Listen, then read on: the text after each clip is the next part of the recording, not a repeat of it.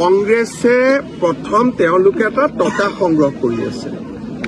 3 কোটিৰ পৰা 5 কোটি টকালৈ আৰু যাৰ অভিযোগ আপোনালোকে কেইটামান দিনৰ পিছত খোলাখুলি শেষ হ'ব নেতাসকলে ঘৰত বিয়া পাতিবৰ কাৰণেও টকা সংগ্ৰহ কৰি আছে যে আপোনালোকক আমি আপোনালোকে মোক এতিয়া এডভান্স দিয়ক এইটোও চলি আছে কিন্তু কোন কেইটা সমষ্টিত চলি আছে 22ৰ পৰা 23টা আমাৰ মিয়া সমাজৰ দুৰ্ভাগ্য যে তেওঁলোকে কংগ্ৰেছক ভোটো দিব লাগে টকাও দিব লাগে আপোনালোকে বুজি পাব তেওঁলোকৰ দুৰ্ভাগ্য ভোটো দিব আৰু টকাও দিব